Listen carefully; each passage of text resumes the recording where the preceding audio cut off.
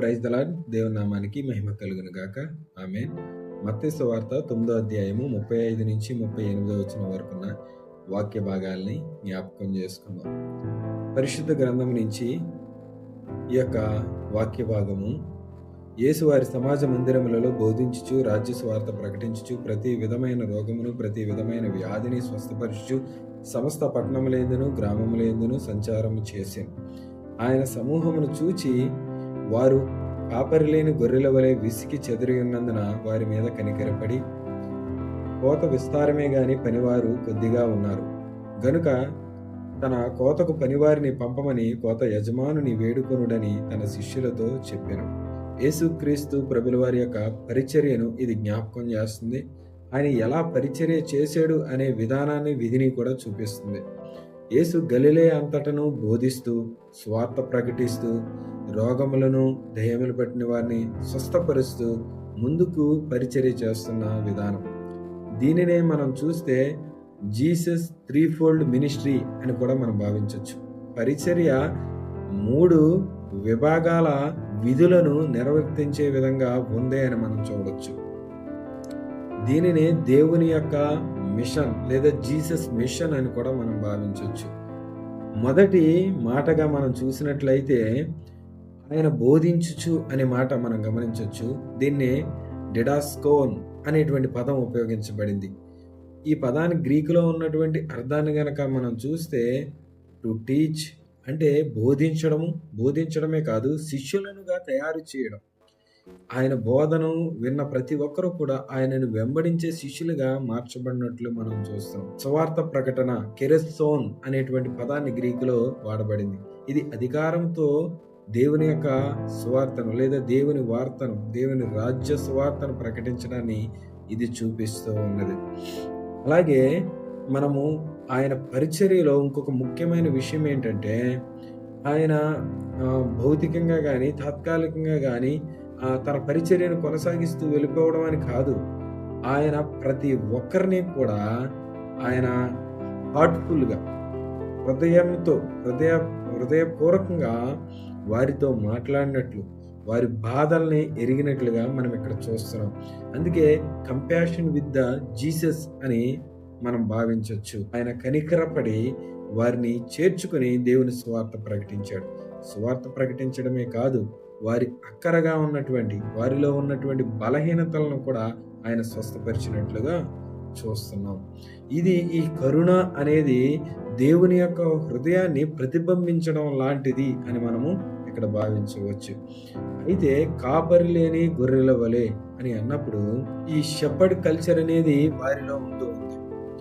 ఈ ఫ్లోక్ గొర్రెలను కానీ, మేకలను కానీ, ఎడ్లను కానీ పెంచుకునేటువంటి లేదా మేపుకునేటువంటి జీవనాధారం వృత్తిగా వారు కొనసాగించిన వారుగా ఉన్నారు. అయితే దేవుడు ఆధ్యాత్మిక నాయకత్వం కాపరిలో చూసినట్లుగా, కాపరి ఒక ఆధ్యాత్మిక నాయకుడిగా ఉంచబడినట్లుగా చూస్తాం. అలాగే పాస్టరల్ మినిస్ట్రీ, పాస్ట్రో అన్నప్పుడు కూడా పాస్టర్ అంటే అది కూడా గొర్రెలకు మేత వేయు కాపరిని ఉద్దేశించి పాస్చర్ అనే పదం నుంచి పాస్టర్ అనే పదం వచ్చింది. సరే, ఇక్కడ పని వాళ్ళ కొరకు తండ్రికి విజ్ఞాపన చేస్తున్నట్లుగా ప్రార్థనని మనం జ్ఞాపకం చేసుకోవాలి. దేవుని యొక్క 3-fold మినిస్ట్రీలో, బోధలో, స్వార్థ ప్రకటనలో, హీలింగ్ మినిస్ట్రీలో, వాటితో పాటుగా include the pray and deeds, ప్రార్థన మరియు కార్యాలు అనేవి ఎంతో ప్రాముఖ్యమైనవిగా ఉన్నాయని మనం భావించాలి. యేసుక్రీస్తు పరిచర్యలు ఇవన్నీ మనం చూడవచ్చు. అందుకే యేసుక్రీస్తు సేవా పరిచర్యకు ఒక మోడల్గా ఉంచబడ్డాడని మనం భావించవచ్చు. అది సంపూర్ణమైనటువంటి పరిచర్యగా మనం చూస్తాం. ఈ రోజున కూడా పరిచర్య ఎలా అయిపోయిందంటే, వారి హృదయాల్లోకి, వారి మనసుల్లోకి, అంతరంగంలోనికి దేవుని మాటల్ని అర్థమయ్యేట్టు చెప్పేటువంటి పరిచర్య కొదువైపోతుంది. ఈరోజు పరిచర్య అంతా కూడా ప్యాషన్ లేదు, కంపాషన్ లేదు, ప్యాషన్ వచ్చేసి అంతా కూడా యవనస్తులు కావచ్చు, లేదా ఎవరు చూసినా కూడా పెద్ద పెద్ద సేవకులు వెంట వెళ్ళడానికి చూస్తున్నారు తప్ప ఏది సరి అయిన బోధ, ఏది వాక్యానుసారమైన బోధ అనేటువంటి దృష్టి విశ్వాసుల్లో లేకుండా పోతుంది. అలా తయారవుతున్నారు. ఎందుకంటే ఎప్పుడైతే యథార్థమైన బోధ, సత్యమైన బోధ సరిగా ప్రజలకు అందదో వాళ్ళు విన్నదే సత్యం అనుకుంటారు. ఇక్కడ యేసుక్రీస్తు పరిచర్యను కూడా మనం చూసినట్లయితే ఆయన పరిచర్యలో ఉన్నటువంటి ఒక 3 ముఖ్యమైన విషయాలు బోధ, స్వార్థ ప్రకటన, స్వస్థత. అలాగే సేవా మాదిరి కలిగినటువంటి పరిచర్య, కరుణతో చేసినటువంటి పరిచర్య, ప్రార్థనాపూర్వకమైనటువంటి పరిచర్య మనం ఇక్కడ చూస్తున్నాం. ప్రియమైన సహోదరి సహోదరులారా, ఈ విషయాలను మీరు గమనించి మీరు కూడా మీ యొక్క కుటుంబాన్ని మార్చుకునే పరిచర్య సువార్థికులుగా మారాలి. నేనెవరికి సువార్త ప్రకటించనని కాదు గాని మీరు మీ కుటుంబాన్ని మార్చుకునేటువంటి సువార్థికులుగా మారి యేసు శిష్యులుగా మీరు మార్చబడాలి. ఎందుకంటే ఈరోజు సంఘము, సమాజము సేవా పరిచర్య అనేది చాలా క్లిష్టతరమైనటువంటి విధానాల్లో ఉంది. స్వార్థ ప్రకటనకి ఎన్నో ఆటంకాలు, అడ్లు, ఆంక్షలు ఉంచబడ్డాయి. అందుకే దేవుడు ఏం సెలవిస్తున్నాడంటే కాపరి అని అన్నప్పుడు ఏం జ్ఞాపకం చేస్తున్నాడంటే ప్రతి కుటుంబానికి రక్షణ పొందిన వారు కాపరులుగా మార్చబడాలి.